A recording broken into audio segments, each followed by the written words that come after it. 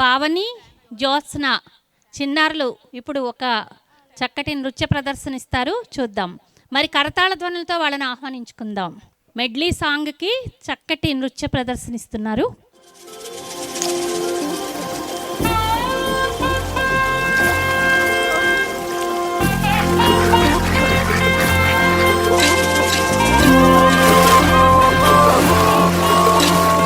छम छम छम छम छम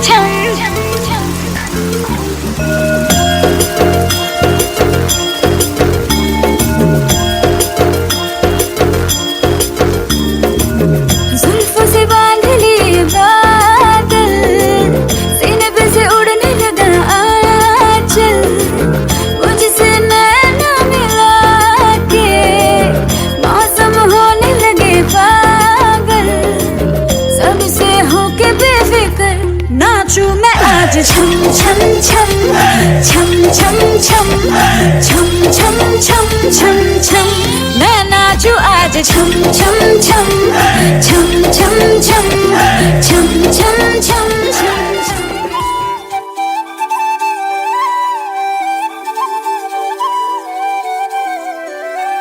दानी कोड़ी भुजम మీద కడవా దాని గుత్తపు రైకలు మెరియా అది రమ్మంట నా దొరసలియా దాని పేరే సరంగ దరియా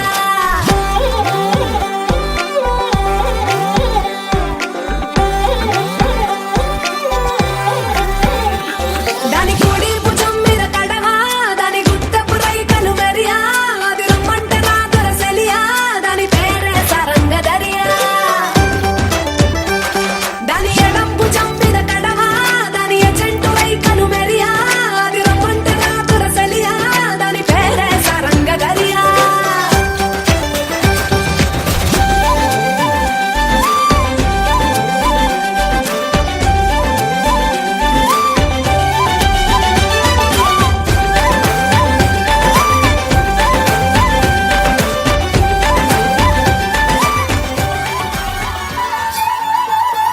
ढोलीड़ा ढोलीड़ा सैयर मारी सैयर रे चलई घर पे घुमो ढोलीड़ा ना ढोल बजा धम धम धम धम ए ढोलीड़ा धम धम धम बजे गज गज रे ढोल पे हवा ढोलीड़ा धम धम धम बजे ढोलीड़ा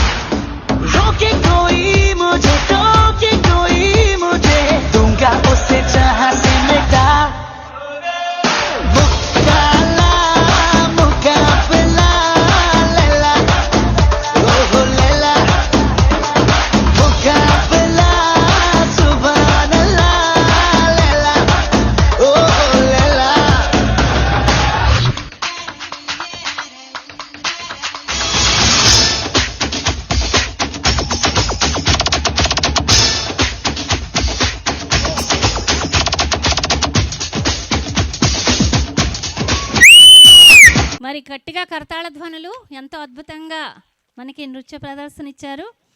జ్యోత్స్న నిన్న రాలేదు కదమ్మా నువ్వు, ఒకసారి ఇట్రా. జ్యోత్స్నాకి మనం సన్మానం చేసుకుందాం. నువ్వు కూడా ఇక్కడ నిల్చోమ్మడు పక్కన.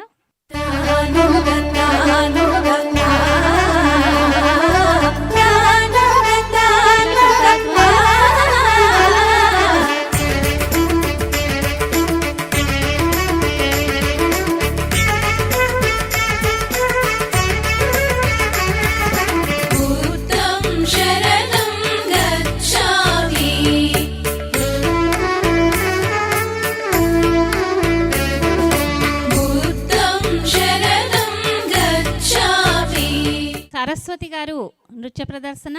మరి సరస్వతి గారిని మనం కరతాళ ధ్వనులతో ఆహ్వానించుకుందాం. ఓ నిండు భూమి నిన్ను రెండు చేతులతో కౌగిలించమని పిలిచినదా, పిలుపు వినరా మలుపు కనరా పరుగువై పదపదరా, గుండె దాటుకుని పండుగైన కల పసిడి దారులను తెరిచినదా, రుణము తీర్చే తరుణమిదిరా కిరణమై పదపదరా, ఓ ఏమి వదిలి అటు కదులుతోందమది మాటకైన మరి తలచినదా, మనిషి తనమే నిజము ధనమై పరులకై పదపదరా, మరలి మరల వెనుదిరుగనన్న చిరునవ్వె నీకు తొలి గెలుపు కదా, మనసు వెతికే మార్గమిదిరా మంచికై పదపదరా, లోకం చీకట్లు చీల్చే ధ్యేయం నీ ఇంధనం, ప్రేమై వర్షించని నీ ప్రాణం, సాయం సమాజమే నీ గేయం నిరంతరం, ఓరే ప్రపంచ సౌఖ్యం నీకుగాక ఎవరికి సాధ్యం, విశ్వమంతటికి పేరు పేరు నా ప్రేమ పంచగల పసితరమా, ఎదురు చూసే ఎదలు మీటే పవనమై పదపదరా, లేనిదేదో పని లేనిదేదో విడమరిచి చూడగల ఋషి గుణమా, చిగురు మురిసే చినుకు తడిగా పయనమై పదపదరా, ఓరా శ్రీమంతుడా ఓరా శ్రీమంతుడా, నీలో లక్ష్యానికి జయమో, ఓరా శ్రీమంతుడా ఓరా శ్రీమంతుడా, నీలో స్వప్నాలు అన్నీ సాకారమవగా జయమో జయమో.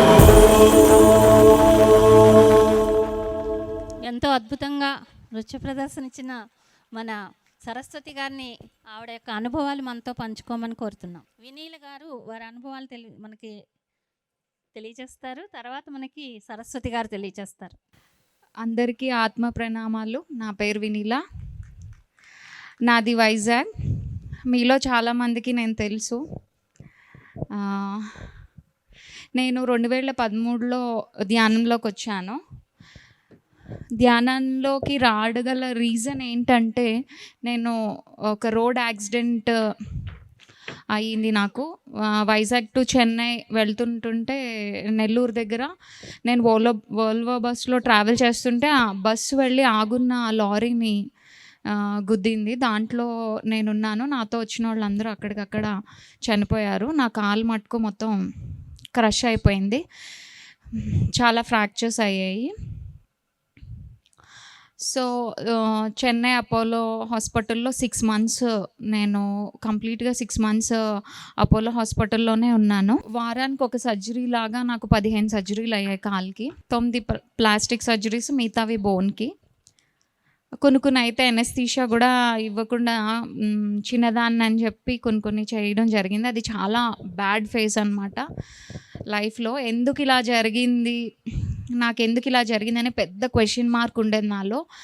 అయితే 6 months అయిపోయాక వైజాగ్ వచ్చేసాం, డిశ్చార్జ్ చేసేసారు. డాక్టర్స్ చెప్పారు వైజాగ్ వెళ్ళిన తర్వాత ఎవ్రీ మంత్ చెకప్కి రావాలి, తర్వాత ప్రతిరోజు ఫిజియోథెరపీ తీసుకోవాలి, ఎప్పుడైతే తను వాక్ చేయగలుస్తుందో స్టిక్ లేకుండా ఎప్పుడు కూడా బయటికి వెళ్ళకూడదు, స్టిక్ సపోర్ట్ అనేది ఖచ్చితంగా ఉండాలి అని చెప్పి వైజాగ్ వచ్చేసాము. ప్రతి మంత్ వెళ్తున్నప్పుడు ఎలా ఉండేదంటే, నా పొజిషన్ స్ట్రెచ్చర్ మీద కానీ లేకపోతే ఏదైనా బ్లాంకెట్లో నలుగురు పట్టుకొని మోసుకెళ్తే తీసుకెళ్ళగలరు, కానీ లేకపోతే అసలు నడవలేని పొజిషన్ అనమాట. కాలు ఇంతలా ఉండేది, పాదం అయితే ఇంతే చిన్నగా బాగా వాచిపోయి ఉండేది. 2.5 years 2.5 సంవత్సరాలు అంతా కూడా నేను బెడ్ రిడన్ అనమాట. కంప్లీట్గా ప్రతిదీ బెడ్ మీదే జరిగేది. ఇంట్లో వాళ్ళు వచ్చి చూసుకుంటే తప్ప నేను లెగిసి చేయడానికి ఏమి ఉండేది కాదు. ఒక 4 గోడల మధ్యన 2.5 years నేను అలాగే ఉన్నాను. తర్వాత ఒక సార్ ద్వారా మా చుట్టాలు మా అక్క వాళ్ళ చిన్నత్తయ్య గారి ద్వారా మెడిటేషన్ అనేది నాకు అందింది.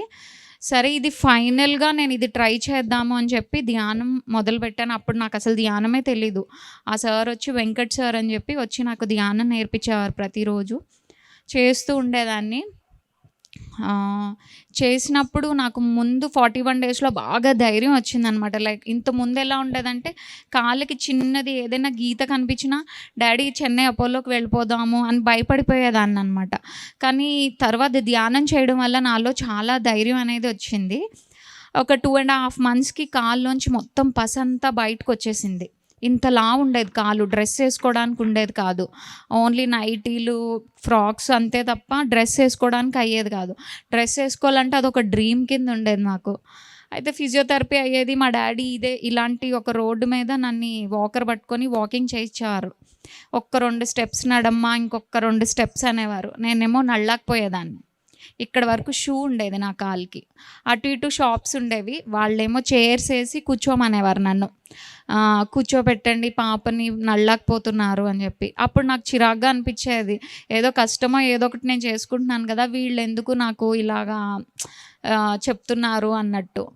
కానీ తర్వాత నేను ధ్యానం చేసిన తర్వాత ఏమైందంటే 2.5 monthsకి పసంతా వచ్చేసి ఫీవర్ వచ్చింది. ఫీవర్ వచ్చినప్పుడు ఫస్ట్ అనుకున్నాను ఏంటి ధ్యానం చేస్తే అన్నీ తగ్గుతాయి కదా, ఫీవర్ ఇంత హై ఫీవరు, పస్సు ఇలా రావడం ఏంటి అని చెప్పేసి అనుకొని మళ్ళీ నా లోపల అనిపించింది అనమాట. ధ్యానం చేస్తే లోపలున్న ఎలాంటి చెడైనా కూడా బయటికి పోతుంది కదా, మేబీ ఇది కూడా నాలో అవసరం లేనిది ఏదో క్లీన్ అవుతుందేమో అని. మా డాడీ ఏమో నువ్వు అన్నీ ఇలాగే చెప్తావు పద హాస్పిటల్కి అని చెప్పి వీల్ చైర్లో తీసుకొని వెళ్ళారు. తీసుకొని వెళ్తే టెస్ట్ చేస్తే ఫుల్ ఇన్ఫెక్షన్ ఉంది కాలుకి, కాలంతా ఇన్ఫెక్షన్ అయ్యి ఉంది అని చెప్పి ఫుల్ యాంటీబయాటిక్స్ రాశారన్నమాట. మొత్తం యాంటీబయాటిక్స్ వాడాలి, లేకపోతే మళ్ళీ చాలా సివియర్ కండిషన్లోకి వెళ్ళిపోతుంది తను అని చెప్పి. కానీ నాకు ఎంత ధైర్యం వచ్చిందంటే ఒక 4 days టైం ఇవ్వండి డాడీ, అప్పటికి తగ్గపోతే మీరు ఏం చెప్పినా ఇంకో సర్జరీ కావాలన్నా నేను చేయించుకుంటాను, కానీ ఖచ్చితంగా ధ్యానంతోనే తగ్గించుకుంటానని. ధ్యానం చేసి స్టార్ట్ చేసిన ఫస్ట్ డే నేను వెజిటేరియన్ కింద మారిపోయాను. అంటే బాగా తినేదాన్ని. ఆ సార్ ఒక్కటే చెప్పారు నాకు, కుండ చుట్టూ కన్నాలు పెట్టి నువ్వు ఎంత వాటర్ పోసినా పోతుందమ్మా, నీ ఇష్టం, మానేస్తే మానేస్తావో తింటావో అని. నేను ఒకటే అనుకున్నాను, ఎవరు హెల్ప్ లేకుండా నా పనులు నేను చేసుకొని, ఇంట్లో వాళ్ళనైనా మనం హెల్ప్ అడగాలంటే ఇబ్బందిగానే ఉంటుంది. ప్రతిరోజు ఎవరు చేస్తారు, మనకే ఏంటో అలా అనిపిస్తుంది కదా, ఇదేం కాకుండా నా లైఫ్ నేను ఎవరు హెల్ప్ లేకుండా ఉంటే చాలు అన్న ఫీలింగ్తో నేను నాన్ వెజిటేరియన్ ఆ నిమిషంలోనే వదిలేసాను. నేను జీవహింస ఏమీ చేయను అసలు అని చెప్పేసి వదిలేసి గంటల కొద్దీ ధ్యానం చేసేదాన్ని. అయితే డాడీకి ఇలా చెప్తే మా డాడీ అన్నారు, ఏదో వెజిటేరియన్ అన్నావు, నీ వరకు ఓకే అన్నాము, మెడిటేషన్ అన్నావు, సరే చేసుకో అన్నాము, ఇప్పుడేంటి నువ్వు మెడిసిన్స్ వేసుకొని అంటున్నావు, మెడిటేషన్తో తగ్గించుకుంటాను అంటున్నావు, చాలా రాంగ్, ఇది 35 lakhs వరకు అయ్యింది, సో చాలా ఇదయింది, అందరం సఫర్ అయ్యాము, ఇప్పుడు నువ్వు మళ్ళీ స్టార్టింగ్కి తీసుకురాకు అని. అయినా సరే నాకేంటో మెడిసిన్ వాడబుద్ధి వేసేది కాదు. ఇది ఒక ఫైనల్ స్టెప్ కింద నేను అనుకున్నాను అనమాట. లేకపోతే పూటకి 9 tablets లాగా వేసుకునేదాన్ని. మా చెల్లి అనేది ఏంటిది చాక్లెట్స్ తింటున్నావు అక్క అనేది. మరి తప్పదు, ఏం చేస్తాం, డాక్టర్ ఇచ్చాడు కదా వేసుకోవాలి అనేదాన్ని. అప్పుడు ఇంకా ట్యాబ్లెట్స్ తీసుకొని బెడ్ కింద పెట్టుకొని మెడిటేషన్ చేసేదాన్ని. చాలా హై ఫీవర్ అనమాట, షివర్ అవుతుండేదాన్ని, ఏం తినలేకపోయేదాన్ని, జ్యూసెస్ తాగడం, మెడిటేషన్ చేయడం, పడుకోవడం. నన్ను చూడటానికి వచ్చిన వాళ్ళందరూ మా డాడీ చెప్పేవారు వాళ్ళకి, తనకి ఫీవర్కైనా ట్యాబ్లెట్ వేసుకోమనండి, అట్లీస్ట్ ఫీవర్ తగ్గితేనా తను ఏదైనా తింటుంది, కనీసం అస్సలు వినట్లేదు మాట అని. అయితే నాకు ఎవరైతే ధ్యానాన్ని అందించారో ఆ సార్ని కూడా పిలిచారు. అతను డాక్యార్డ్ ఎంప్లాయీ అనమాట. పాపం ఆఫీస్ మధ్యలోనే వచ్చారు కంగారు పడుతూ, ఏంటిది మీరు ధ్యానం అన్నారు, ఏదో అన్నారు, తను అసలు మెడిసిన్ వేసుకోకుండా చేస్తానంటుందని. తను చెప్తుంది కరెక్టే, మీరేం కంగారు పడద్దు, నేను చూసుకుంటానని చెప్పి అతను నన్ను కూర్చోబెట్టి చుట్టూ కొంచెం కర్పూరం పౌడర్ అలా జల్లి నువ్వు ధ్యానం చెయ్యు, ఎక్కువ చెయ్యు అని చెప్పేసి వెళ్ళిపోయారు. చేస్తూ ఉన్నాను ట్యాబ్లెట్స్ వేసుకొని దాని కాదు 2 డేస్కి ఫీవర్ తగ్గిపోయింది. ఇన్ఫెక్షన్ ఉంటేనే కదా ఫీవర్ ఉంటుంది. ఇన్ఫెక్షన్ తగ్గితే ఫీవర్ తగ్గిపోతుంది. అప్పుడు నాకు అనిపించింది అనమాట, ఇన్ఫెక్షన్ తగ్గిపోతే బాగుండు, డాడీకి 4 డేస్లో అని చెప్పాను. చాలా కోపంలో ఉన్నారు అనుకునేదాన్ని. 3rd డే ఏమైందంటే మా మమ్మీ నన్ను కూర్చోబెట్టి టీవీ దగ్గర, అప్పుడు నా పొజిషన్ ఏంటంటే ఒకళ్ళు కూర్చోబెడితే కూర్చోవడం, కాలు ఇంతలా ఉండేది, ఇలా పెట్టేవారు. పస్సు మొత్తం కాలంతా పాదం వరకు ఇక్కడి నుంచి పస్సు అనమాట పట్టేసి ఉండేది, బాగా తిక్కుగా పెట్టి డ్రెస్సింగ్ కూడా చేయడం కష్టంగా ఉండేది. టీవీ చూస్తున్నాము, కళ్ళ ముందే పసు అంతా కూడా డ్రై అయిపోయి పొడి ఎలా అయితే రాలుతుందో అలా రాలిపోయి చర్మం కనిపించింది. అలా కనిపించగానే నాకు చాలా హ్యాపీగా అనిపించింది అనమాట.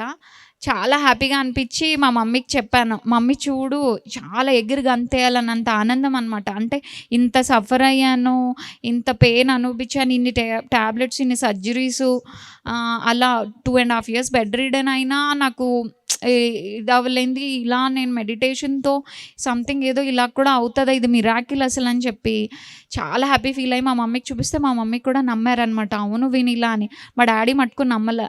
నువ్వు ఇలాగే చెప్తావు పదా హాస్పిటల్కి అని చెప్పి మళ్ళీ తీసుకెళ్ళి టెస్ట్ చేస్తే నేను ఒక్క ట్యాబ్లెట్ వేసుకోలేదు, ఫీవర్ లేదు, ఇన్ఫెక్షన్ లేదు, ఏమీ లేదు. ఇది ఓన్లీ నాకు మెడిటేషన్తోనే పాసిబుల్ అయిందండి. అసలు డాక్టర్ అయితే తిను నా దగ్గరకు వచ్చిన వాళ్ళు, నన్ను చూడడానికి వచ్చిన వాళ్ళు అయితే నా ముందే అనేవారు, తిను చాలా ఖర్చు పెట్టారు, ఇలా ఉంది కానీ నడవదు అని. నా ముందే మాట్లాడేవారు. నాకు అనిపించేది, సరే మాట్లాడుకోండి, ఎంత సఫర్ అయినా కూడా నేను ఫైనల్గా నడుస్తాను, అప్పుడు వీళ్ళే చూస్తారు అనుకునేదాన్ని. మా మదర్కి చెప్పేదాన్ని, ఎవరిని ఇక్కడ రానివ్వకు, అక్కడి నుంచి అలా మాట్లాడి పంపించేసేయని.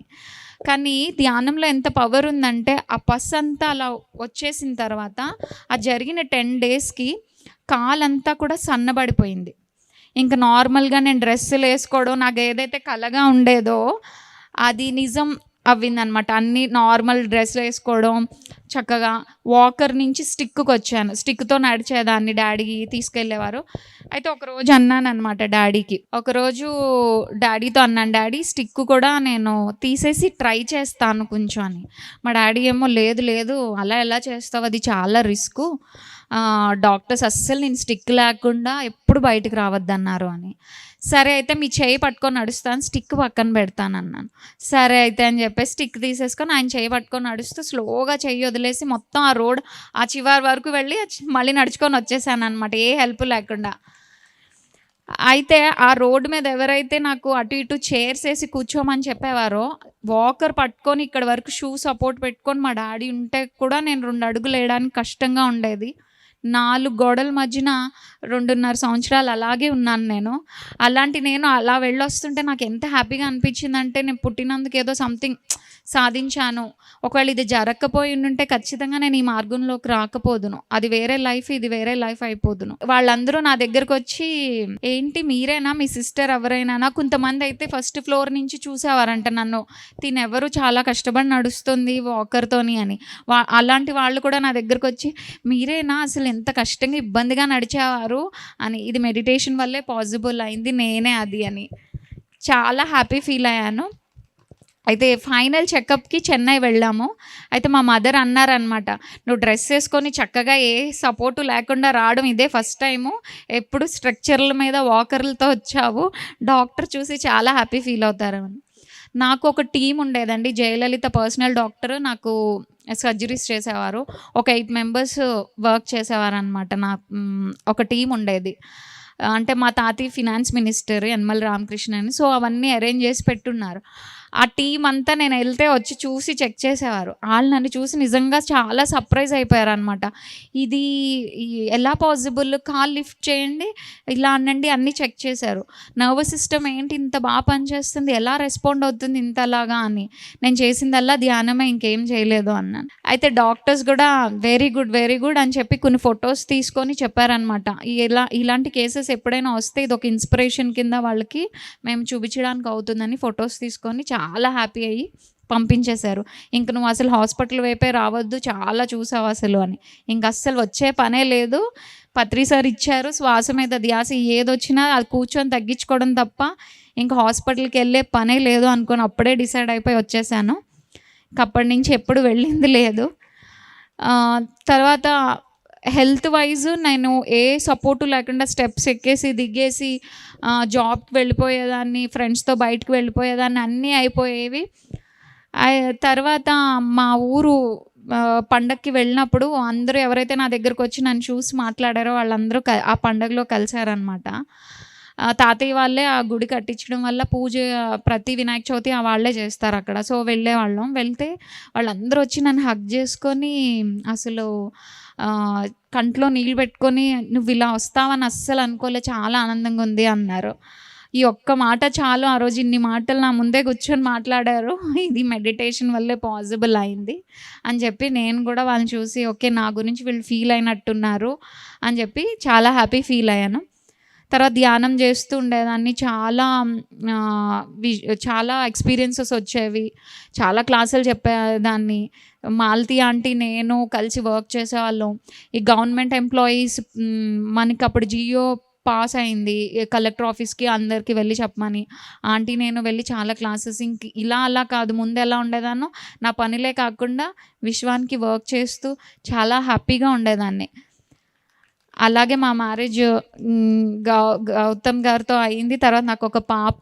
అసలు నన్ను ఇప్పుడు చూసిన వాళ్ళు రిలేటివ్స్ అయితే ఒక ఫ్యామిలీ అంటే ఇలా ఇన్సిడెంట్ అయ్యి ఒక ఫ్యామిలీతో జాబ్ చేసుకుంటూ అన్నీ బ్యాలెన్స్ చేసుకుంటూ ఇంత హ్యాపీగా ఉన్నాము అంటే కారణం ఒకటే, మెడిటేషన్.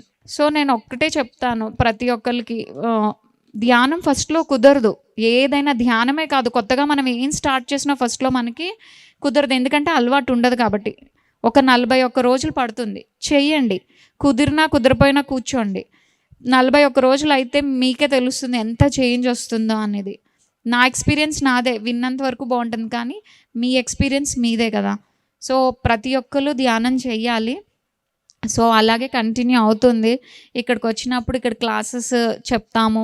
అలా స్పిరిచువల్గా ఫిజికల్గా కూడా ఎంజాయ్ చేస్తూ హ్యాపీగా ఉన్నామంటే పత్రిజీ చూపించిన మార్గమే. ఒకసారి పత్రి సార్కి అందరం కూడా గట్టిగా క్లాప్ చేసుకుందాం. మీ అందరిలాగే నేను కూడా నా స్పిరిచువల్ ఫాదర్ కింద అనుకుంటాను. ఎందుకంటే నా లైఫ్ మొత్తం టర్న్ అయిపోయింది అంటే పత్రిజీ వల్లే. అస్సలు నాకు ఈ ఇన్సిడెంట్ అవ్వకపోతే ఇప్పటికీ ఈ లెగ్కి నేను అదే థ్యాంక్స్ చెప్పుకుంటాను. నాకు అప్పుడే చాలా బాధపడ్డాను, నాకు ఎందుకు ఇలా అయింది, లైఫ్ ఎండ్ అయిపోయినా బాగున్ను అనుకునేదాన్ని. ఇన్సిడెంట్ అవ్వకపోయి ఉంటే నేను ఇందులోకి రాకపోదును అని ఇప్పటికీ నేను ఈ లెగ్కి థ్యాంక్స్ చెప్పుకుంటాను. పత్రి సార్ మనందరికి ఇచ్చిన మార్గం చాలా సింపుల్గా మనకు అందజేశారు. లైఫ్ని ఎలా అంటే స్ట్రగుల్స్ ఉండవు, ఇది ఉండదని నేను చెప్పను. ప్రతిదాన్ని మనం ఎలా తీసుకొని దాన్ని దాటుకుంటూ మంచి సొల్యూషన్తో ముందుకెళ్ళగలం అనేది మనకి ఒక అవేర్నెస్ అనేది మనకి మెడిటేషన్ చేయగా మనకి అన్నీ ఓపెన్ అప్ అవుతాయి. ప్రతి ఒక్కరు మెడిటేషన్ చేయండి. ఆఖరిగా పత్రి సార్కి, బుద్ధుడికి ఒకసారి థ్యాంక్స్ చెప్పుకుంటూ గట్టిగా క్లాప్. నేను కూడా ఒక 2 మినిట్స్ డాన్స్ కాదు, ఒక్క 2 మినిట్స్ వేమన పద్యంతో ఫినిష్ చేద్దాం అనుకుంటున్నాను మెడిటేషన్. అంటే నాకు అసలు తెలుగు అంటే అంత క్లియర్ తెలుగు వచ్చేది కాదండి. మా హస్బెండ్ వేమన పద్యాలతో ఫస్ట్ నేను కనెక్ట్ అయ్యాను. సో నేర్చుకున్నాను అనమాట ఆయన దగ్గర. సో చాలా ఇష్టము, ఎందుకంటే వేమనది ఒక్క పద్యం ఆంటీ ఇందాక పాడి వినిపించారు, మాలతి ఆంటీ. ఒక్క పద్యాన్ని కనుక మన లోపల తీసుకుంటే కనుక మన లైఫ్ మొత్తం చేంజ్ అయిపోతుంది. అర్థం చేసుకొని ఒక్కటి వేయమని చెప్పింది ఫాలో అయితే. సో ఒక 2 మినిట్స్ కళ్ళు మూసుకొని ధ్యానం చేద్దాం. స్పెట్స్ ఏమైనా ఉంటే తీసేయండి, వేళ్ళల్లో వేళ్ళు పెట్టుకొని ఓన్లీ ఫర్ 2 మినిట్స్ శ్వాస మీద ధ్యాస. బ్రహ్మమనంగవేరే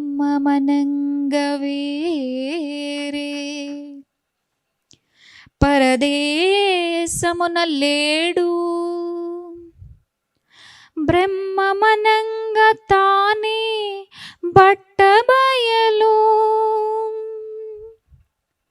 తన్ను తానెరిగిన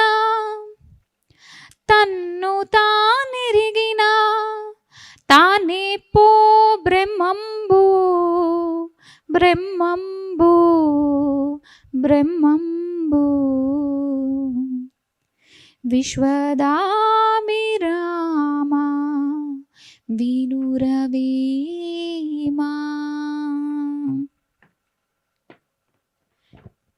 అంతా మనలోనే ఉంది, తెలుసుకోగలగాలంతే. ఆఖరి 1 minute, లాస్ట్ 1 minute. సతులు సుతులు మాయా, సంసారములు మాయా, ధనము గణము మాయా, తనువు మాయా, మాయ గెలుచువాడు,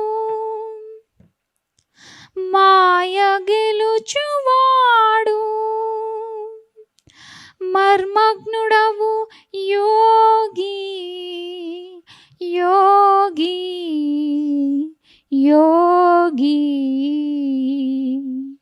విశ్వదాభిరామ వినురవేమా. Last 30 seconds. చదువులు చదవనేలా, సన్యాసి కానేలా, క్షణ్మతంబున చిక్కి చావనేలా, చావు పుట్టులేని, చావు పుట్టులేని, చదువేల చదవరో, చదవరో, చదవరో. విశ్వదాభిరామ వినురవేమా. Last 5 seconds.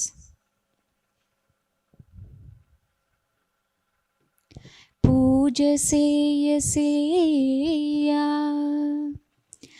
పూజారి తానాయే, పూజ వస్తు విన్న భువిని తానే,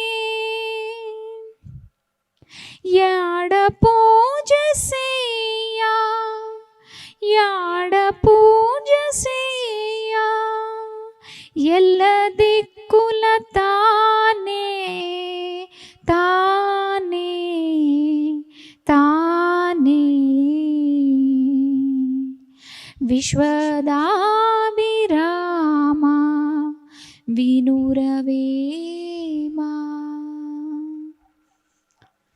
స్లోగా రిలాక్స్డ్గా అరిచేతులు తీసి కళ్ళ మీద పెట్టుకోండి. 5 4 3 2 1 0. అరిచేతులు చూస్తూ కళ్ళు తెరవండి. ఒకసారి ధ్యానానికి గట్టిగా థ్యాంక్ యూ. ధ్యానమిత్రులారా చూడండి, మరి 15 ఆపరేషన్లు, సర్జరీలు 15 అయ్యాయి ఇతనికి, వినీలకి. అలాగే మరి 50 లక్షలు, 40 30 మధ్యలో 35 లక్షలు ఎంతో ఖర్చు పెట్టారు. కోటీశ్వర్ల ఇంట్లో పుట్టింది, మంత్రివర్యుల మనవరాలు. మరి ఎన్ని ఉన్నా సరే ధ్యానం లేకపోతే ఉపయోగం లేదు. ఎన్ని ఆపరేషన్లు చేసినా డాక్టర్స్ ఏం చేయలేకపోయారు. అలాగే ఎంత డబ్బు ఖర్చు పెట్టినా కూడా ఏమీ తనకి వీలుగా జరగలేదు.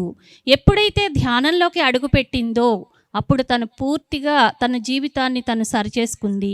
ఒక రత్నం లాంటి బిడ్డకి కూడా చక్కటి జన్మనివ్వడం జరిగింది. మరి ఎంత అద్భుతమైన అనుభవమో చూడండి. మరి అందరం కూడా ఎన్నున్నా, పత్రిసారి ఒకటే చెప్తారు మనకి, ఎన్ని కోట్లున్నా కూడా కోటీశ్వరుడైనా సరే సున్నా కిందే లెక్క. ఒక మినిస్టర్ అయినా సరే సున్నా కిందే లెక్క. ఎంత గొప్ప ఆఫీసర్ అయినా సరే సున్నా కిందే లెక్క. పక్కన ఒకటి లేకపోతే ఏదీ లేదు, విలువ లేదు. మరి ఆ ఒకటి ఏంటి? ధ్యానము. అందుకని ఆ ధ్యానాన్ని మనందరం పట్టుకుంటే అందరికీ అన్నీ సాధ్యమే. మరి వినీలకి గట్టిగా క్లాప్స్ కొడదాం. ఎందుకంటే తను 2.5 సంవత్సరాలు 4 గోడల మధ్యలో ఉండి కూడా తన జీవితం గురించి ఎప్పుడూ కూడా వైరాగ్యంలోకి వెళ్ళిపోకుండా, ఇదేం జీవితం అని అనుకోకుండా పట్టుదలగా సాధించింది తను. మనం మయూరి సుధా సినిమా చూసాం కదా, మయూరి. మరి ఆ అమ్మాయి ఎలా సాధించిందో మన కళ్ళెదురకుండా మన వినీల సాధించింది. మరి వినీలకి గట్టిగా క్లాప్స్ కొడదాం. థ్యాంక్ యూ అమ్ముడు.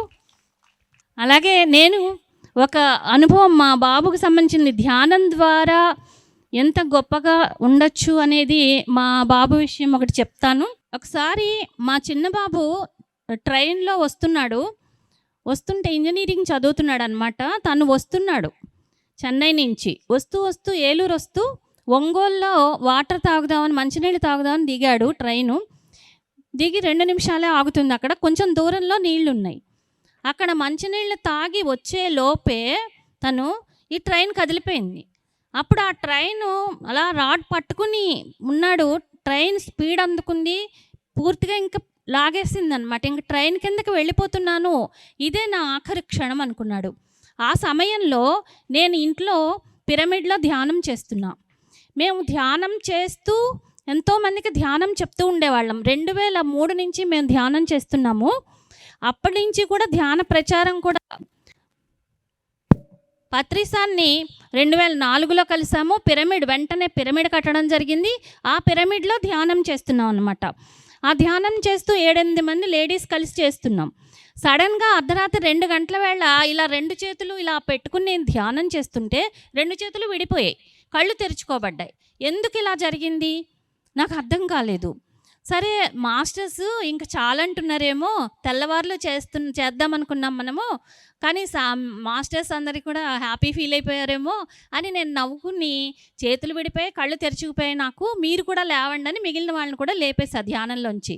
అందరం కాసేపు అక్కడే కబుర్లు చెప్పుకుని పిరమిడ్లోనే పడుకుండిపోయాం. తెల్లవారేసరికి బాబు, అక్కడ జరిగిన సంఘటన ఏంటంటే బాబు వచ్చేసాడు. ఎలా వచ్చాడు అంటే తన జీన్స్ ప్యాంట్ అంతా ఇదంతా మట్టి పట్టేసి చిరిగిపోయింది ఇదంతా. అలాగే టీషర్ట్ ఇదంతా చిరిగిపోయి మట్టి పట్టేసి ఉంది. ఎందుకు బంటి ఇలా ఉందేంటి, అసలు నువ్వు ఎందుకు బయలుదేరావు, ఎలా వచ్చావు, ఏం జరిగిందని అడిగితే, అమ్మా నిన్న రాత్రి నా పని అయిపోయింది అనుకున్నాను, ఆఖరి క్షణం అనుకున్నాను, ఆ ట్రైన్ నన్ను ఇలాగ లాగేసింది, ఇంకా ఆఖరి క్షణం అనుకుని కళ్ళు మూసుకున్నాను. ఆ సమయంలో ఏం జరిగిందంటే ఆ ట్రైన్ కింద నుంచి ఒక ఫోర్స్గా ఒక సుడిగాలి లాంటి ఒక శక్తి ఇలా వచ్చి పిల్లవాడిని ఇలా తోసేసిందిట. తోస్తే ఇలా ట్రైన్కి ఇలా ఉన్నవాడు కాస్త తల అటు, కాళ్ళు ట్రైన్ వైపుకి వచ్చేస్తాయి. ఈ కాళ్ళు వెళ్ళి మళ్ళీ ట్రైన్కే తన్ని పెట్టి వెనక్కి జరిగిపోయట. ఇదంతా చూసి లోపల ట్రైన్లో వాళ్ళందరూ గొలుసులాగి బాబుని ఎక్కించారట పైకి. అప్పుడు సమయం కూర్చోబెట్టి మంచినీళ్ళు అవి ఇచ్చి, నిదానంగా ఉండు బాబు, కంగారు పడకని అతనికి ధైర్యం చెప్పి అన్నీ చేశారు. చేసిన తర్వాత అప్పుడు కొంచెం సేపు అయ్యాక సమయం చూస్తే 2:10 ఎంత అయింది, 10 నిమిషాలు అయిందనమాట. వాడు అక్కడ పడిపోయి అక్కడి నుంచి లేచి లోపలికి వచ్చి కూర్చునేసరికి, అంటే అర్ధరాత్రి 2 గంటల వేళ ఎప్పుడైతే నా కళ్ళు తెరుచుకుపోయాయో, నా చేతులు విడిపోయాయో, ఆ సమయంలోనే అక్కడ ఫోర్స్గా ఒక సుడిగాలి వచ్చి ఆ బాబుని బతికించడం జరిగింది. అంటే ఒక తల్లికి బిడ్డకి బొడ్డు కనెక్షన్ ఉంటుందండి. బొడ్డు తాడుతో బిడ్డ మనకి కనెక్ట్ అయి ఉంటాడు. నేను ఇక్కడ ధ్యాన ప్రచారం చేస్తూ విశ్వ కళ్యాణం కోసం నేను అంటే నేను ఒక్కతనే కాదు, మా వారు కూడా, మా హస్బెండ్, నేను, మా పెద్ద బాబు అందరం కూడా ఇష్టంగా విశ్వ కళ్యాణం కోసం ఉపయోగపడుతూ ఉంటాము. ఎప్పుడైతే తల్లి ధ్యానం చేస్తూ విశ్వానికి ఉపయోగపడుతూ ఉంటుందో అప్పుడు వాళ్ళ బిడ్డలు కూడా సంరక్షించబడతారు అనడానికి ఇది ఒక పెద్ద ఉదాహరణ. అలాగా ఆ బాబు బతికి బట్టకట్టాడనమాట. అలా ఒక యాక్సిడెంట్ కానీ ఏదైనా జరిగి అనారోగ్యం వచ్చి ఇంకా బతకరేమో అనుకున్న టైంలో బతికారు అంటే వాళ్ళు చేయాల్సింది ఏదో ఉంది. చేయాల్సింది ఉంటేనే బతుకుతారు. భూమి మీద మనం ఉన్నాము అంటే ఏదో చేయాల్సింది ఉంది. ఏదో పుడుతున్నాం, పెరుగుతున్నాం, పిల్లల్ని కంటున్నాం, చచ్చిపోతున్నాం, వెళ్ళిపోతున్నాం. ప్రతి జన్మ ఇలాగే గడిపేస్తున్నాం మనం ఇంకెప్పుడు మరి అసలు సత్యాలు తెలుసుకుంటాము, ఎప్పుడు మనం అసలైన రూట్లో ఉంటామో. ఇంకా ఈ భూమి మీదకి మళ్ళీ వస్తున్నాం, పెడుతున్నాం. 5వ క్లాసు, 5వ క్లాసు ఫెయిల్ అయిపోతున్నాం, మళ్ళీ వస్తున్నాం, మళ్ళీ అదే 5వ క్లాసు, మళ్ళీ ఫెయిల్ అయిపోతున్నాం, మళ్ళీ వస్తున్నాము. ఇంకా ఎన్నో యూనివర్సిటీస్ ఉన్నాయి, కాలేజెస్ ఉన్నాయి, ఎన్నో లోకాలు ఉన్నాయి. మనం వాటిల్లోకి వెళ్ళాలి. పదే పదే మనం కర్మలు తీర్చుకోవడం కోసం రొటీన్గా వస్తూ ఉండకూడదు. అందుకని మనం ఎప్పుడు కూడా మన ఉన్నతికి సంబంధించిన ఈ ధ్యాన విద్య, శ్వాస విద్య మన గురువు గారు మనకు అందించారు. ఒక అక్షయ పాత్ర లాంటి, ఒక వజ్రకవచం లాంటి మనం ఆ విద్యని అందుకున్నాము. అది మన అందరం కూడా ప్రతిరోజు చక్కగా చేద్దాము, ఆనందంగా జీవిద్దాం. అలాగే మనకి రేపు ఉదయం మనకి మెగా శాకాహార ర్యాలీ ఉంది. అందుకని అందరం కూడా పాల్గొందాం. శాకాహార ర్యాలీలు చేయడం ద్వారా ఎన్నో కర్మల నుండి విముక్తి పొందుతారు. అందుకని శాకాహార ర్యాలీలో అందరూ పాల్గొందాం. ఈ రాత్రి మనకి 9:30, 10 వరకు నృత్య కార్యక్రమాలు ఉన్నాయి, సంగీత ధ్యానం ఉంది. అలాగే మనకి ఒక మాస్టర్ వస్తున్నారు ప్రవచనం ఇవ్వడానికి. మరి ఎన్నో అద్భుతమైన కార్యక్రమాలు ఉన్నాయి ఫ్రెండ్స్. అందరూ కూడా ఈ రాత్రి చక్కగా ఉండి రేపొద్దున కూడా కేక్ కటింగ్ ఉంటుంది, 5 to 8 మెడిటేషన్ ఉంటుంది, ప్రాతకాల ధ్యానం. అది అవగానే మనం కేక్ కటింగ్ చేసుకుంటాము, తర్వాత శాకాహార ర్యాలీ చేసుకుంటాము. అది అయిన తర్వాత ఇక్కడ భోజనాలు కూడా మనకి అందించబడతాయి. ఇది అయిపోయిన తర్వాత పేరవరంలో మళ్ళీ సార్ ప్రోగ్రాం ఉంది, సార్ యొక్క అవతరణ దినోత్సవం, అక్కడ కేక్ కటింగ్ అది ఉంటుంది. అందుకని మధ్యాహ్నం భోజనాలు అయిన తర్వాత అందరూ అక్కడికి వెళ్ళొచ్చు. అందుకని దయచేసి అందరూ కూడా ఇవాళ రేపు కూడా ఇక్కడ ఈ కాంతిధర్మ పిరమిడ్లో జరిగే ఈ కార్యక్రమాలని మనం జయప్రదం చేద్దాం. అలాగే ఇప్పుడు ఒక 5 minutes సరస్వతి గారు వారి అనుభవం తెలియజేస్తారు. ధ్యానంలోకి ఎలా వచ్చారు, ధ్యానంలోకి వచ్చిన తర్వాత ఎలా ఉన్నారు. నమస్తే ధ్యాన జగత్, ధ్యాన మిత్రులందరికీ, శ్రేయోభిలాషులందరికీ నమస్కారం. ధ్యానంలోకి రావడం ఒక గొప్ప వరం. నేను చెప్తున్నాను. అయితే ఎవరికైనా పెళ్ళైన తర్వాత మెట్టునీళ్ళు పరిచయం అవుతుంది, కానీ నాకు పెళ్ళైన తర్వాత మరొక పుట్టినీళ్ళు వచ్చింది, మరొక పుట్టినీళ్ళు. ఎందుకంటే మా వారు మీ అందరికీ తెలుసు, పెన్నమరెడ్డి మణికుమార్ గారు. వారు నాకు మొదటి మాస్టర్. ఆయన ద్వారానే నేను ఈ ధ్యాన జగత్కి ఈ రిలేషన్ కుదిరిందనమాట. మీ అందరితో పరిచయం అవ్వడం, మహానుభావుడు పత్రిజీ సార్ గురించి నాకు తెలియడం అని మా మాస్టర్ చేయి పట్టుకుని నడిపించినట్టు ప్రతి అనుభవం. ఇప్పుడు పెళ్ళైన తర్వాత నేను టీచర్గా చేస్తున్నానండి, ఇక్కడే తణుకులో టీచర్గా చేస్తున్నాను. అయితే నేను పెళ్ళి అవ్వకముందు టీచర్గా చేసింది వేరు, పెళ్ళైన తర్వాత టీచర్గా చేసింది వేరు. ఎందుకంటే పెళ్ళైన తర్వాత ధ్యానం గురించి తెలిసింది, ధ్యానం యొక్క మహత్తు. మా వారు ఏదో ఒక బుక్ తెస్తారు చదువుకోవడానికి, మహర్షుల బుక్స్ నేను చాలా వరకు అంటే కొంతవరకే చదివాను, కానీ అందులో నేను చాలా తెలుసుకున్నాను. ఆ తెలుసుకున్న విషయాలు నేను చిన్నపిల్లలకి చెప్తాను కదండి, 7th class వరకు చెప్తాను. అయితే ఆ పిల్లలకి మైండ్ సెట్ ఎలా ఉంటుంది, వాళ్ళు ఎలా మారుతారు, ఏ విషయం ఎలా చెప్తే అర్థమవుతుంది, ఇలా రకరకాలుగా జీవితంలో పెను మార్పులు నా జీవితంలో చోటు చేసుకోవడానికి కారణం ఈ ధ్యాన జగత్ నాకు పరిచయం కావడం. నేను పిల్లలకైనా పెద్దలకైనా ఒక కథ ఉందండి, ఆ కథ ఎప్పుడూ నమ్ముతాను నేను. మీరు అనుమతిస్తే ఆ కథ మీకు కూడా చెప్తాను. జస్ట్ చిన్న స్టోరీ. ఏంటంటే ఒక రాజు ఉన్నాడు, అయితే ఆ రాజు దగ్గరికి 3 నేరస్తులు వచ్చారు. ఆ 3 నేరస్తుల్లో నిజమైన నేరస్తుడు ఎవరనేది రాజుకి తెలియపోతే తల పట్టుకున్నాడు. ఎలా తెలియాలి, ఎలాగ నేరస్తులు పట్టుకోవడం, అసలు ఎలా శిక్ష వేయడం, ఒక ఐడియా వచ్చింది రాజుగారికి. ఏం చేశాడంటే పిలిచాడు బట్లరా ఇలా రండి. వచ్చారు. వచ్చిన తర్వాత ఈ 3 నేరస్తులకి ఎవరి నేరస్తులు మనం చెప్పలేకపోతున్నాం కాబట్టి ఏం చేస్తారంటే ఈ 3కి 3 గోనె సంచులు ఇవ్వండి. 3 గోనె సంచులు ఇచ్చి వీళ్ళని జామ తోటకి పంపించండి, జామ తోటకి. అయితే వాళ్ళకి చెప్తున్నారు, నేరస్తులకు చెప్తున్నారు, చూడండి మీ 3 ఏం చేయాలంటే ఈ గోనె సంచులు ఉన్నాయి కదా, ఈ గోనె సంచుల నిండా మిమ్మల్ని జామ తోటకు పంపుతా. ఆ జామ తోటలో మంచి దోర జామ పండ్లన్నీ బ్యాగ్ నిండా ఫుల్గా కోసుకురావాలి, అర్థమైందా అన్నాడు. 3 సరే మహారాజా, చిత్త మహారాజా అందరూ ఒప్పుకున్నారు. అయితే మొదటివాడు రాజు అంటే చాలా భయం, భక్తులు ఉన్నవాడు,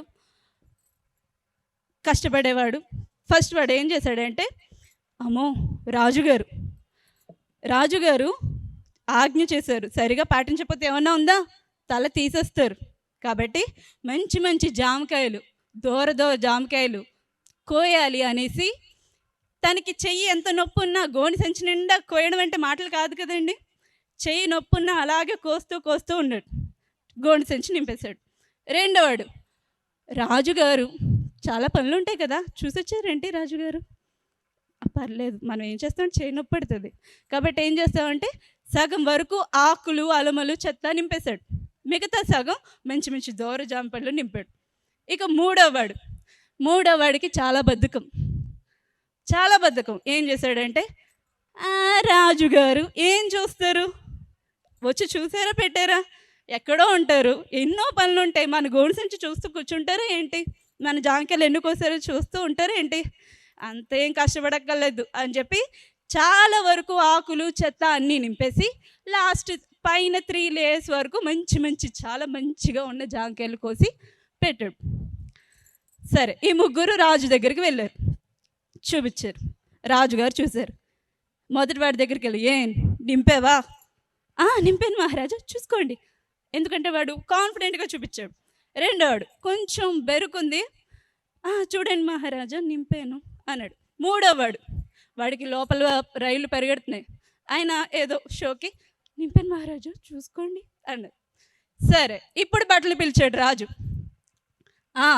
బట్లరా రండి, ఈ ముగ్గురు గోనె సంచులు తెచ్చుకున్నారు కదా, ఎవరు ఏదైతే కోసారో ఆ గోనె సంచితో ఒక్కొక్కరిని విడివిడిగా గదుల్లో పెట్టేయండి, తలుపులు వేసేయండి. ఓకే, వీళ్ళని 1 నెల వరకు అలాగే ఉంచేయండి. ఓకే, వాళ్ళు ఆ జాంకాయలు తినే బతకాలి. ఫస్ట్ వాడు జాంకాయలు నిండుగా కోసుకున్నాడు, నెలకి ఒక్కొట్టి రోజుకి కొన్ని తింటూ బతికిపోయాడు. రెండోవాడు సగం వరకు కోసుకున్నాడు కాబట్టి 15 రోజులు బాగానే తిన్నాడు, 15 రోజులు పస్తులు ఉన్నాడు. మూడోవాడు కోసుకున్నది చాలా తక్కువ, ఏం చేస్తాడు, మహా అయితే 5 రోజులు తిన్నాడు, మిగతా 25 రోజులు కడుపు కాలి ఆకలితో ఉండలేక చనిపోయాడు. ఈ ముగ్గురికి రాజుగారు వచ్చి ప్రత్యక్షంగా చూడలేదు. ఈ ముగ్గురికి రాజుగారి దగ్గరకు వచ్చి కోయ నల్ల. మనం కూడా అంతే, మనకి పైన దేవుడు చూస్తూ ఉంటాడు. దేవుడు మీలోనే ఉన్నాడు, నాలోనే ఉన్నాడు, అది మనకి గుర్తించలేము అనుకోండి ప్రస్తుతానికి. కానీ మనం దేవుడు చూడట్లేదు కదా, ఎవరు చూస్తున్నారు మనల్ని, తప్పు చేస్తే ఏంటి, దేవుడు చూడట్లేదు కదా, వాడిని తిడితే ఏంటి, వాడిని అనుకుంటే ఏంటి, మనలో ద్వేషభావాలు పెరుగుతాయి, వాడికి చెడు చేయాలనే ఆలోచన ఉంటుంది, రకరకాలుగా ఇతరులకి హాని చేసే పనులు ఎన్నో చేస్తూ ఉంటాం, ఎందుకంటే దేవుడు మనల్ని చూడట్లేదు కదా. కానీ నిజానికి మనం ఏ కర్మ చేసామో అది తప్పకుండా మనం అనుభవిస్తాం. ఇది నేను పిల్లలకి కూడా చెప్తాను. పిల్లలకి ఏంటంటే వాళ్ళు హోంవర్క్స్ చేయరు. ఈ కథ చెప్పా, అప్పుడు మా పిల్లలు నిజమే మేడం, మనం ఇప్పుడు హోంవర్క్ నేను హోంవర్క్ చూడండి, ఎందుకంటే నేను హోంవర్క్స్ చూస్తూ కూర్చుంటే వాళ్ళకి పాఠాలు ఎప్పుడు చెప్పను, వాళ్ళలో మార్పు రావాలి. హోంవర్క్ అనేది వాళ్ళు శ్రద్ధగా చేసుకుని మా కోసం అని వాళ్ళు చేసుకోవాలి. ఆ మార్పు మనం వాళ్ళలో తెస్తే వాళ్ళకు వాళ్ళు చదువుకోవాలి. అంతేగాని ఒకళ్ళు చదువు అంటే వాళ్ళు చదివేది చదువు కాదు. పిల్లలకి అలా చెప్తే వాళ్ళు ఇంకా ఫాలో అవుతారు, హోంవర్క్స్ వాళ్ళు ఇష్టంగా చేస్తారు, ఎందుకంటే మా జ్ఞానం పెంచుకోవడం కోసం నేను చేస్తున్నానని అనుకుంటారు. అలాగే మనం ఏ పని చేసినా మన ఉన్నతి కోసం చేసుకోవాలి అంటే మన కర్మలు కూడా కరెక్ట్గా ఉండాలి కదండి. నాకు ఈ అవకాశం ఇచ్చిన ధ్యాన జగత్కి శిరసుంచి నమస్కారం చేస్తూ సెలవు తీసుకుంటున్నాను. Thank you so much. School టీచర్గా వర్క్ చేస్తున్నారు, మరి ఎంతో అద్భుతంగా చక్కటి కథ ద్వారా మనం ఎలా ఉండాలి సత్యంలో అనేది చెప్పారు. మరి ఆవిడికి మనం గట్టిగా కరతాళ ధ్వనులు తెలియచేద్దాం. ఓకే, మరి మనందరం ఇప్పుడు మ్యూజిక్ మెడిటేషన్ ఉంది, మరి అందరం కూడా చక్కగా ధ్యానంలో కూర్చోవాలి కాసేపు. ఫ్రెండ్స్, భూమండలం అంతా ఎంతో అద్భుతంగా ఒక స్వర్గంలా తయారవుతోంది.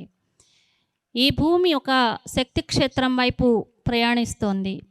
మరి ఆ శక్తి వైపు మనం కూడా ప్రయాణించాలి అంటే తప్పనిసరిగా మనం సాధన చేయాలి.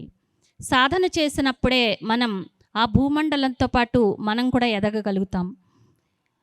ఎందుకు అంటే ఒక ఉయ్యాల ఇలా పైకి ఇలా ఊగుతూ ఉంటుంది కదా, ఇలా ఊగినప్పుడు మన ఉయ్యాల్లో కూర్చుంటే ఆ ఉయ్యాల్లో మనం కూర్చున్న వాళ్ళం ఈ ఉయ్యాల ఇలా వెళ్ళినప్పుడు మనం కూడా ఉయ్యాలతో పాటు పైకి వెళ్తాం కదా. అలాగే ఈ భూమి ఎదుగుతున్నప్పుడు ఆ భూమి ఉన్నతమైన స్థితికి చేరినప్పుడు మనం కూడా ఉన్నత స్థితికి చేరుతాం. కానీ మన శరీరాలు దానికి సహకరిస్తాయా లేదా? ఈ భూమండలం మీద ఎనర్జీస్ పెరిగినప్పుడు మన బాడీలో కూడా ఎనర్జీస్ చేరితే ఈ బాడీ సహకరిస్తుందా లేదా? మరి ఈ బాడీ సహకరించాలంటే ఈ బాడీని మనం ఎంతో అద్భుతంగా తయారు చేసుకోవాలి. మన కణాలన్నింటినీ కూడా మనం అద్భుతంగా తయారు చేసుకోవాలి. అలా తయారు చేసుకోవాలంటే ధ్యానం ఒక్కటే పరమావధి. ధ్యానం ద్వారానే ఈ మాంసపిండాన్ని మనం మంత్రపిండంగా మార్చుకోగలుగుతాము. అందుకని ప్రతిరోజు ధ్యానం చేయాలి. సమయాన్ని మనం కేటాయించుకోవాలి. ఆ సమయ పాలన మనం చేసినప్పుడు తప్పనిసరిగా ప్రతిరోజు కొంత సమయాన్ని మనం కేటాయించుకున్నప్పుడు మనం ఆ శక్తిని పొందగలుగుతాం. ఎంతోమంది పరమ గురువులు మనకి సహాయ సహకారాలు అందించడానికి సిద్ధంగా ఉన్నారు. వారు అంటున్నారు, మీరు శరీరాలతో ఉన్నారు, మేము శరీరాలతో లేము, మేము అశరీరధారులము, కాంతి శరీరధారులము. మేము వచ్చి ఇక్కడ ఏదైనా వర్క్ చేయాలంటే మాకు శరీరాలు లేవు. అందుకని ఈ భూమి మీద వర్క్ చేయటానికి మాకు మీలాంటి వాళ్ళు శరీరధారులు కావాలి. మీరు ఎస్ అని అంటే చాలు, మీలో మేము ప్రవేశించి మీ ద్వారా ఆ వర్క్ అంతా చేయించుకుంటాము. మీరు ఇష్టపడితే చాలు, మీరు ఎస్ అంటే చాలు అంటున్నారు. మరి ఆ పరమ గురువులందరికీ మనం కరతాళ ధ్వనులతో మరి కృతజ్ఞతలు తెలియచేసుకుందాం. వాళ్ళు అంటున్నారు, మీరు ఒక్కసారి ఎస్ అనండి, మేము చూపిస్తాం మీకు, ఉన్నతమైన స్థితుల్లోకి మిమ్మల్ని తీసుకువెళ్ళిపోతాము అంటున్నారు. ఎందుకు అంటే ఈ భూమి ఎంతో ఉన్నతమైన స్థితికి చేరుతోంది. ఇది 24 కోట్ల సంవత్సరాలకు ఒకసారి జరిగేటువంటి పరిస్థితి. ఒక అద్భుతమైన ప్రక్రియ జరుగుతోంది ఈ భూమి మీద. ఈ భూమి ఒక సమాచార వ్యవస్థగా మొత్తం అన్ని లోకాల వాళ్ళకి కూడా ఇది ఒక సమాచార నిలయంగా తయారవుతోందన్నమాట. అందుకని మనం ఈ భూమిని ఉన్నతీకరించుకుంటున్నప్పుడు ఈ భూమాతని మనమే తయారు చేసుకున్నాం. మనమే మన చైతన్యాన్ని పంచి ఇచ్చాము ఈ భూమాతకి. ఆ భూమాతకి మనమే ప్రాణప్రతిష్ఠ కూడా చేసుకున్నాం. మరి అలాంటప్పుడు ఆ భూమి ఉన్నతిని మనం ఒప్పుకున్నాం కూడా. ఒకవేళ అమ్మ అంటోంది భూమాత, మీరు ఒప్పుకోకపోతే నేను కుర్చీళ్ళు దులుపుకుంటాను. ఎందుకంటే ఆవిడ కూడా విసిగిపోయింది మనతో. మనం అసలు ఎక్కడా కూడా ఎన్ని జన్మలు ఎత్తుతున్నా వస్తున్నాం పెడుతున్నాం తప్ప అసలు సత్యాలు తెలుసుకోవట్లేదు. అందుకని ఆవిడ అంటున్నారు, నేను కుర్చీళ్ళు దులుపుకుంటాను, ఇంకెందుకు, మీరెవరూ కూడా నాకు సహకరించినప్పుడు నేనేం చేస్తాను. చూడండి, మనకి ఒక చేతి మీద గడ్డ వేసిందనుకోండి, మనం డాక్టర్ దగ్గరికి వెళ్ళి చూపిస్తే డాక్టర్ ఏమంటాడు, ఈ భాగాన్ని కోసేయాలి అండి. అమ్మో నా శరీరం కోయడానికి వీల్లేదు అంటామా మనం? ఎందుకు? అలా ఉంచుకుంటే అది సెప్టిక్ అయిపోవచ్చు. ఆ గడ్డ అది తీసేయాలి, తీసేయకపోతే సెప్టిక్ అవుతుంది. అలాగే భూమాత కూడా తన శరీరంలో భాగం కదా అని ఏమీ ఆవిడ ఉంచుకోవట్లేదు. ఆవిడ కర్మ ప్రక్షాళన చేసేసుకుంటుంది. అందులో భాగంగానే మనకి ఎన్నో రకాలుగా ప్రకృతి వైపరీత్యాలు, భూకంపాలని, వరదలని, వాగులని ఇలాంటివన్నీ వస్తున్నాయి. అక్కడ ఆ ప్లేస్లో ఉన్న కొంతమంది ప్రజలు కానీ లేకపోతే జంతుజాలాలు కానీ శరీరాలను వదిలిపెట్టి వెళ్ళిపోయినా ఆవిడ ఇంక బాధపడట్లా. ఎందుకు మరి? ఆవిడకి అక్కడ ప్రస్తుతం భూమాత జబ్బున పడి ఉంది. అందుకని ఆ భూమాతని మనం రక్షించుకోవాల్సిన బాధ్యత మన చేతుల్లో ఉంది. ఆ భూమాతకి ప్రేమను అందిద్దాం. ఎన్నో జన్మలుగా మనల్ని ఆవిడ ఓర్పుతో సహిస్తోంది. మరి ఆ భూమాతకి మనం ఎప్పుడు కూడా కృతజ్ఞతాభావం తెలుపుకుందాం. పొద్దున్న లేవగానే భూమాతకి మనం ప్రణామాలు తెలియచేసుకుందాం. అలాగే మనం ఈ భూమి మీదకి రావటానికి కారణభూతమైన మన తల్లిదండ్రులకి కృతజ్ఞతలు తెలియచేసుకుందాం. మరి ఈ రకంగా మనం ఎల్లప్పుడూ కూడా మనకి మనంగా ధ్యానం చేసుకుంటూ మన ఎదుగుదలని మనం చేసుకోవాల్సిన అవసరం ఉంది. లేదంటే మనం ఈ భూమి మీద ఉండడానికి మనకి ఈ శరీరం సహకరించదు. అంతే. మళ్ళీ ఈ శరీరాన్ని వదిలిపెడితే మళ్ళీ పునరపి మరణం, పునరపి జననం, ఇలా ఎన్నిసార్లు? అందుకని మనం ఇదే భూమి మీద మళ్ళీ రావచ్చు, కానీ మనకి ఇష్టమైన జన్మ తీసుకుని రావాలి. మనం ఒక ఉదాహరణ, ఒక మహాభారతంలోది ఒక చిన్న స్టోరీ చెప్పుకుందాము. మనం ఈ భూమి మీదకి వచ్చినప్పుడల్లా, జన్మ తీసుకున్నప్పుడల్లా ఏదో ఒకటి నేర్చుకోవడానికి వస్తాం. ఒక్కొక్క జన్మలో వినయం నేర్చుకుంటాం, ఒక్కొక్క జన్మలో క్షమాపణ నేర్చుకుంటాం. అంటే ఎదటి వాళ్ళు మనల్ని ఎంత ద్వేషించినా, ఎంత తిట్టినా మనం క్షమించగలిగేటువంటి స్థితిని మనం నేర్చుకోవడం కోసం భూమి మీదకి వస్తూ ఉంటాం. దానికి ఎన్ని జన్మలైనా పట్టచ్చు. ఒక జన్మలోనే నేర్చుకోవచ్చు, 10 జన్మలు తీసుకోవచ్చు, 20 జన్మలు తీసుకోవచ్చు. కొంతమంది వచ్చి అది నేర్చుకుందామని వచ్చి కూడా ఆ ద్వేషాన్ని వాళ్ళు తట్టుకోలేక ఇంకా కర్మలు పెంచుకుంటూ ఉండొచ్చు. అలా ప్రతి జన్మలో త్యాగము, క్షమ, వినయము ఇవన్నీ నేర్చుకోవడానికి వస్తూ ఉంటాం, వెడుతూ ఉంటాం మనము. అలాగే కర్ణుడు ఈ భూమి మీద తను కురుక్షేత్ర రణరంగం అవి జరిగినప్పుడు కర్ణుడు ఉన్నాడు కదా భారతంలో, మహాభారతంలో. ఆ కర్ణుడు తను ఈ ఆఖరి జన్మ చేసుకునే సమయం అన్నమాట అది. తను అప్పుడు ఇంకా క్షమాపణ నేర్చుకోవాల్సిన సమయం అదంటూ. ఆ క్షమాపణ కనుక తను నేర్చుకుంటే ఇంకా అదే ఆఖరి జన్మ అతనికి, అంత ఎన్లైట్మెంట్ అయిపోయేవాడు. అలాంటిది అక్కడ ఏం జరిగిందంటే ద్రౌపది అతన్ని స్వయంవరానికి రానివ్వలేదు. ఎందుకంటే సూతపుత్రుడు అని వంకపెట్టి అతన్ని రానివ్వలేదు. దానికి కారణం ఏంటి అంటే కృష్ణ పరమాత్మ ద్రౌపదికి చెప్తారనమాట. కర్ణుణ్ణే ద్రౌపది వివాహం చేసుకుందాం అనుకుంటుంది.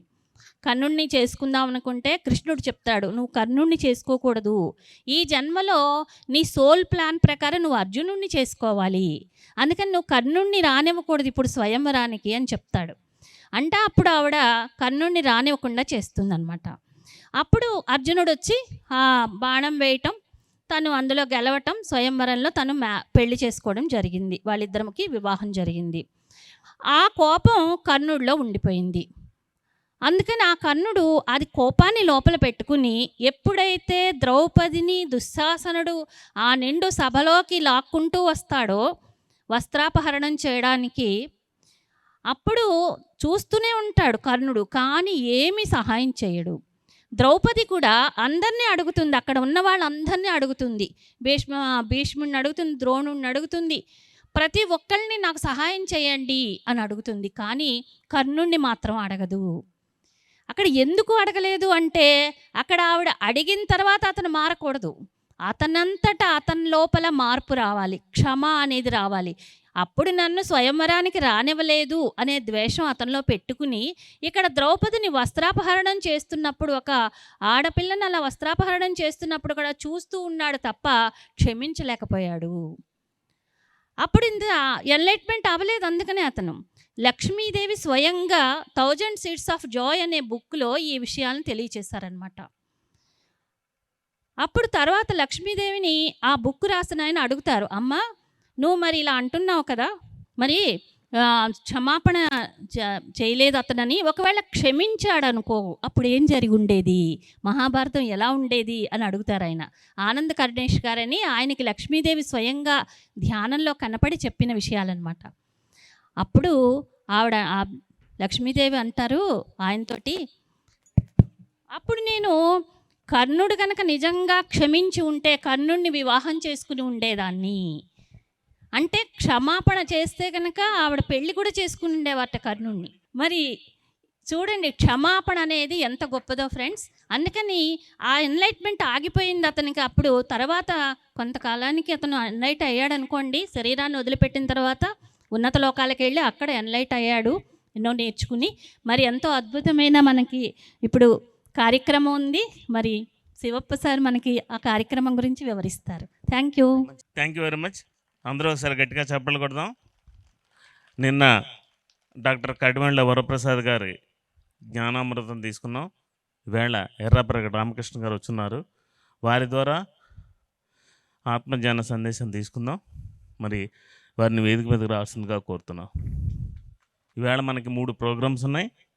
స్వామీజీ మెసేజ్ తర్వాత మనకి సాక్సాఫోన్ సంగీత ధ్యానం, దాని తర్వాత నృత్యాలతో ఈరోజు కార్యక్రమం ముగించుకుంటాం. మనం గట్టిగా కరతాళ ధ్వనులతో సార్ని ఆహ్వానించుకుందాం, మేడంని కూడా ఆహ్వానించుకుందాం. ఈనాడులో అంతర్యామైన వస్తూ ఉంటుంది. ఎంతమంది చదువుతారు? అందులో నెలకి 3 సార్లు ఎర్రాప్రగడ రామకృష్ణ గారు, ఆయనే ఈ ఎర్రాప్రగడ వారు. పోయిన వారం అంటే 2 రోజుల క్రితం విశ్వనాథ సత్యనారాయణ గారి గురించి వారు రాశారు. అలాగే సాహిత్య ఎడిటోరియల్, ధర్మాగ్రహం ఇలాంటి పేర్లతో 3వ పేజీలో ఉండేటువంటి మెయిన్ అన్నీ కూడా స్వామీజీ గారి రచనలే. మనకి రాజమండ్రిలో పరిచయం, రాజమండ్రి నుంచి కడతాలు వచ్చారు, కడతాల తర్వాత మన ప్రొద్దుటూరు వచ్చారు, మరి వేళ మన తణుకు కూడా వచ్చున్నారు. వీరు వారి యొక్క జ్ఞానాన్ని తీసుకుందాం.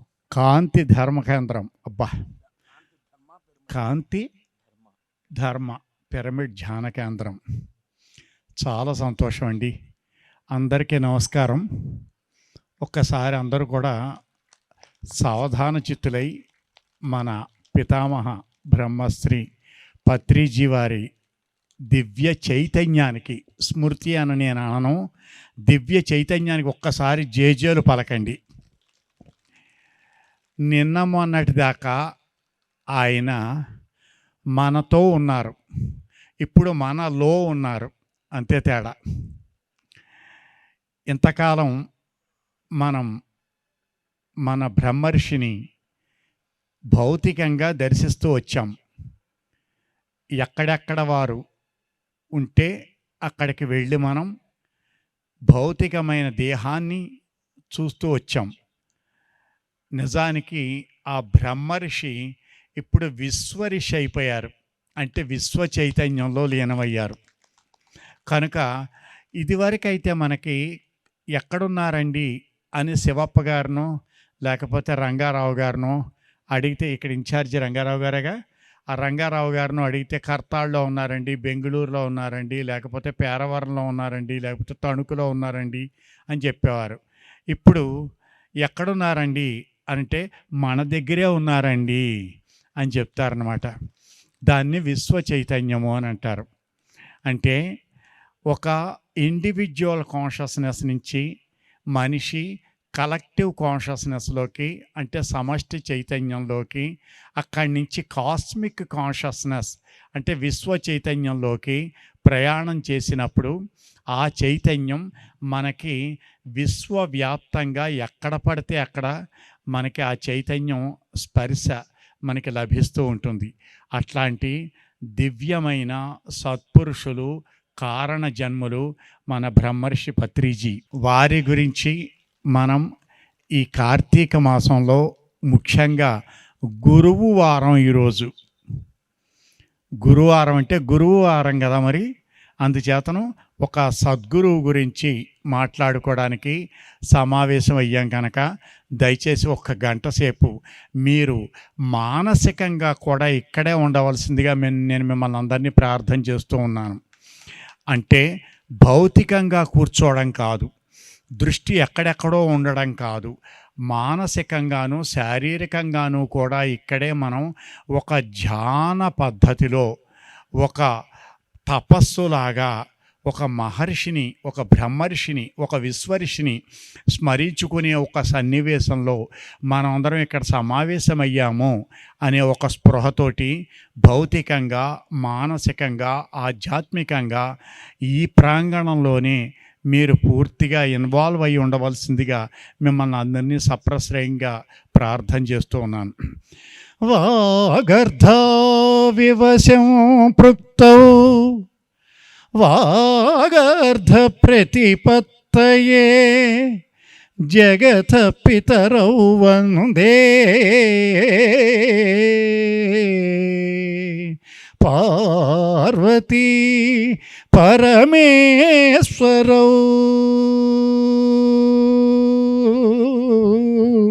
వందే పార్వతీ పరమేశ్వరౌ.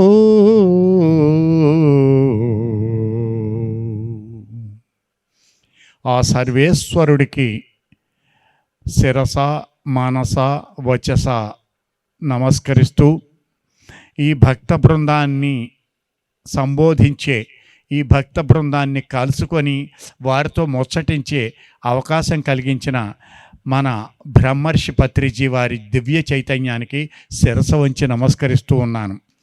దానికి కారణభూతులైన రంగారావు గారు, శివప్ప గారు, వీరి ద్వారా నాకు ఈ సంకేతాలు అందడము, ఈరోజు మీతో ఉండడము నాకు చాలా సంతోషదాయకమైన విషయము అని సవినయంగా మనవి చేస్తూ ఉన్నాను. ఎందుకు అనంటే, ఒక కార్తీక మాసంలో, అందున గురువుకి సంబంధించిన ఒక వారంలో, దేవానాంచ ఋషీనాంచ గురుం కాంచన సన్నిభం బుద్ధిమంతం త్రిలోకేశం తం నమామి బృహస్పతిం అని బృహస్పతిని స్తుతించే గురువారం రోజున మీతోటి ఒక సద్గురువు గురించి ముచ్చటించుకునే అవకాశం కలిగినందుకు నా జన్మ పావనమైనది. ఈ పత్రిజీ అనుగ్రహము, వారి దివ్య చైతన్యము నన్ను ఆశీర్వదించుగాక, మనలందరినీ కూడా అనుగ్రహించుగాక అని సప్రశ్రయంగా ముందు ప్రార్థన చేస్తూ ఉన్నాను. కృత్తికా నక్షత్రం రోజున మనకి ఈ పౌర్ణమి ఎప్పుడైతే కృత్తికా నక్షత్రం రోజున ఏర్పడుతుందో దాన్ని కార్తీకము అని అన్నారు. కార్తీకం హరిహరాత్మకం. ముందు ఈ కార్తీక మాసం గురించి ఈరోజున మనం ఈ కలయికలోని ప్రాశస్త్యం గురించి కొంచెం మనం ముందు తెలుసుకుంటే మనం ఎంతటి సముదాత్త సుందరమైన సన్నివేశంలో మనం ఈ రోజున సద్గురువు గురించి చర్చించుకుంటున్నామో మనకు అర్థమవుతుంది. కార్తీకం హరిహరాత్మకం అని అంటే ఒకవైపున నదీ స్నానాలు, కార్తీక దామోదర అర్చనలు, అంటే అది విష్ణు పారమ్యాన్ని స్తుతించే కార్యక్రమం. కార్తీక మాసంలో అటు కార్తీక దామోదరుడికి, ఇటు సాంబ సదాశివుడికి కూడా అభిషేకాది కార్యక్రమాలు జరుగుతూ ఉంటాయి. అంటే హరిహరాత్మకమైన మాసం ఏదైనా ఉంది అని అంటే ఈ కార్తీక మాసమే. అంటే ఈ సమన్వయం ఎందుకు చూసుకోవాలి? కుల మత భేదాలనేవి లేకుండా పత్రిజీ అనే ఒక ఛత్రం నీడలో మనం అందరం కూడా ఒక ఆధ్యాత్మిక చైతన్యపు ఛాయలో మనం అందరం ఉన్నాము అని అంటే ఇది సమన్వయం కోసం చెబుతున్నాను నేను. కార్తీకం హరిహరాత్మకం అంటే అటు విష్ణు పారమ్యాన్ని, ఇటు శివపారమ్యాన్ని కూడా సమానంగా భజించే, ఈ పూజించే మాసం కార్తీక మాసం. అంటే మీకు చూడండి, నదీ స్నానాలు, అక్కడ మనకి ఈ తెప్పలలో మనకి దీపాలు వదులుతూ ఉండడము, ఈ అర్చన అంతా కూడా విష్ణు పారమ్యాన్ని స్తుతిస్తుంది. అట్లానే మళ్ళీ పరమశివునికి కూడా ఈ నెలలో కార్తీక మాసంలో ముఖ్యంగా సోమవారాల్లో ఉపవాసాలు, అలాగే నిత్య అభిషేకాలు, ఈ శివార్చనలు బాగా జరుగుతూ ఉండే మాసం ఇది. ఈ నెల ప్రత్యేకంగా ఎందుకు ఇట్లాంటి మనకి ఈ నిర్దేశించారు పెద్దలు, ఈ సూత్రాలు అవి ఎందుకు నిర్దేశించారు, ఈ సిద్ధాంతం ఎందుకు వచ్చింది అని అంటే ఈ కార్తీకము, ఆశ్వీజము ఈ 2 మాసాలు ఈ శరదృతువు అనే దీంట్లోకి వస్తాయి. ఆ శరదృతువుని యమదంష్ట్రిక అని అంటారు. యమదంష్ట్రిక అంటే యముడి కోర అని అర్థం.